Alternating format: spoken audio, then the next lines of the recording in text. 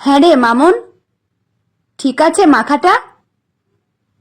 রিক্তার বলা কথায় একটু রেগেই বলল সোহিনী। পাগল তুমি! সামান্য আলু মাখা, সেটাও ভালো খারাপ? পাশে বসে বিজু হেসে ফেলল। তোর মায়ের এটা একটা রোগ বুঝলি, যা রান্না করবে সেটাই জিজ্ঞেস করবে ভালো হয়েছে। সেদিন ডাল সেদ্ধ, সেটাও জিজ্ঞেস করছে। বলতে বলতেই হেসে ফেলল বিজু। সেই হাসিটা যে ব্যঙ্গের হাসি, সেটা 13 বছরের মামনও বুঝেছে। বিজুর ব্যঙ্গ দেখে হন হন করে রান্নাঘরে চলে গেল রিক্তা। বাবা আর মেয়ে একদম এক ধাঁচে গড়া। গপ গপ করে খাচ্ছে, অথচ ভালো হয়েছে সেটা বলতেও যেন গায়ে জ্বালা ধরে। হতে পারে আলু সেদ্ধ, কিন্তু সেটাও তো কত যত্ন করে মাখে রিক্তা। শুকনো লঙ্কাগুলো কড়কড়ে করে ভেজে, পেঁয়াজ ভেজে, তাতে একটু ভাজা মশলা আর একটু নুন, তাতে তেঁতুল গোলার জল একটু ওপর থেকে ছিটিয়ে দেয়। টক ঝাল মিষ্টি আলু মাখা, এইটুকু না করলে হয় নাকি? স্কুল অফিস যাওয়ার সময় ওই এক পদ দিয়েই খাইয়ে পাঠায়। সেটা একটু স্বাদ মতো না হলে হয় নাকি? তৃপ্তি করে খাচ্ছে বলেই তো জিজ্ঞেস করলো। অথচ বিজুকে দেখো, বিয়ের 16 বছর পরেও এই ছোট্ট জিনিসটুকু, মানে এই প্রশংসাটুকুও করতে শিখলো না। বড্ড খারাপ লাগে রিক্তার। কি আছে আর ওর এই সংসার থেকে পাওয়ার? উচ্চ মাধ্যমিক দিয়েই বিয়ে। নাচতে ভালোবাসত, সেটা ধিঙিপনা, তাই সেটাও বাদ। মাঝে কিছুদিন গান গেয়েছিল, সেটাও খারাপ গাইতো না রিক্তা। কিন্তু হলে কি হবে? রায়বাড়ির একমাত্র বউ, তার সময় কোথায় নাচ গান করার? প্রথম দিনই সুলতা দেবী, মানে রিক্তার শাশুড়ি, বলে দিলেন, নিজের মতো গুছিয়ে সংসার করো, আমাকে অত ডাকার দরকার নেই। এর মানে যে ওনার বাড়ি তীর্থে চলে যাওয়া, সেটাই বা কি করে বুঝবে রিক্তা? টানা 3 বছর পর ফিরলেন। তখন রিক্তার 7 মাসের প্রেগনেন্সি। আর সংসার থেকে একবার খেই হারিয়ে গেলে আর সেই তাল ফেরে না। আজও ফেরেনি, আর ফিরবেই বা কি? মাঝে মাঝেই বেরিয়ে যায় তীর্থে। কাশিতে কোনো এক আশ্রমে নাকি ওনার খুব শান্তি পায়। গ্যাসে তখন সুজির উপমাটা বসানো। সুলতা দেবীকেও এটাই দেবে।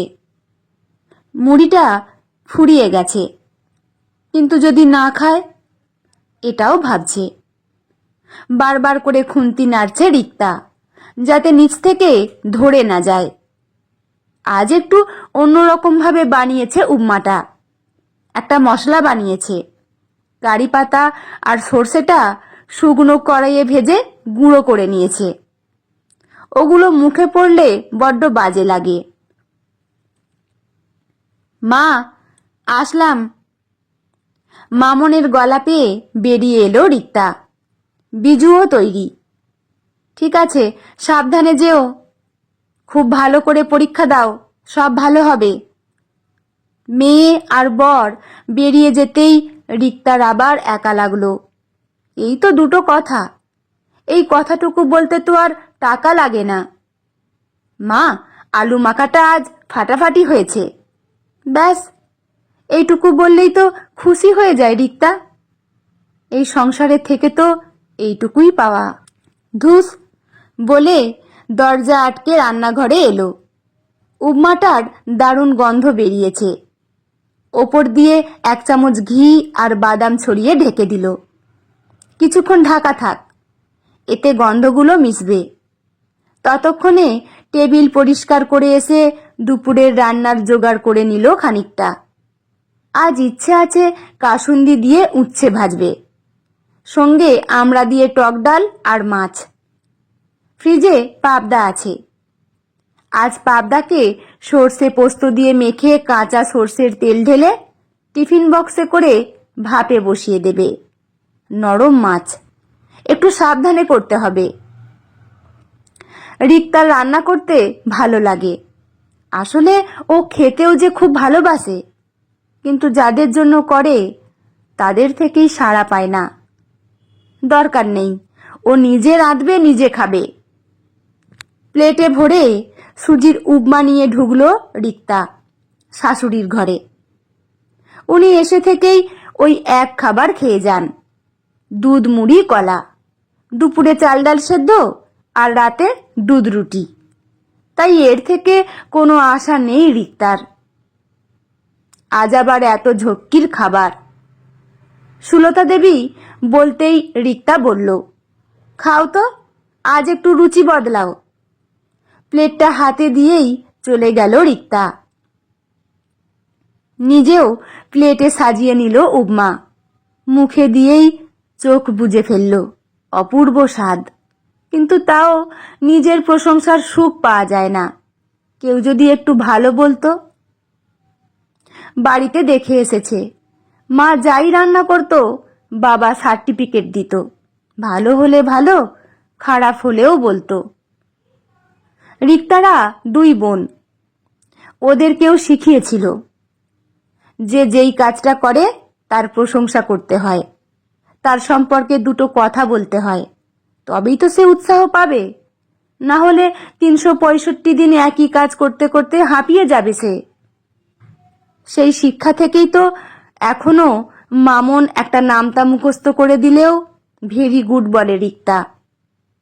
বিজুর কোনো অফিসের সাকসেস, সেখানেও প্রশংসা করে রিক্তা, কিন্তু ওর জন্য একটা ভালো শব্দও কেউ বলে না। নাক টানলো রিক্তা। এই এক স্বভাব, এত আবেগ যে শরীরের কোন অংশে লুকোনো থাকে। রিক্তা, কি দারুণ খেলাম আজ, কতদিন পর সুজির উপমা খেলাম। আজকাল অম্বলের ভয় তো খাই না। রিক্তা তাকিয়ে দেখল সামনে সুলতা দেবী দাঁড়িয়ে, চোখে মুখে অদ্ভুত তৃপ্তি। মনটা ভালো হয়ে গেল। উঠে দাঁড়িয়ে বলল, ভালো খেলে? বাচ্চাদের মতো মাথা নাড়ালেন সুলতা দেবী। তাড়াতাড়ি রান্নাঘরে ছুটল রিক্তা। যাওয়ার সময় বলে গেল, যাও গান শুনতে থাকো, দুপুরে আজ দারুণ রান্না খাওয়াবো তোমায়। না না, হজম করতে পারবো না এত কিছু। সুলতা দেবী না করলেও শুনল না রিক্তা। ও বোধহয় পেয়ে গেছে ওর রান্না করার রসদ। এই মানুষটাকে কিছুতেই আর যেতে দেবে না, রান্না দিয়ে আটকে দেবে। তাড়াতাড়ি পাবদাগুলো মশলায় ডুবিয়ে দিল। মনটা ফুরফুরে হয়ে গেল।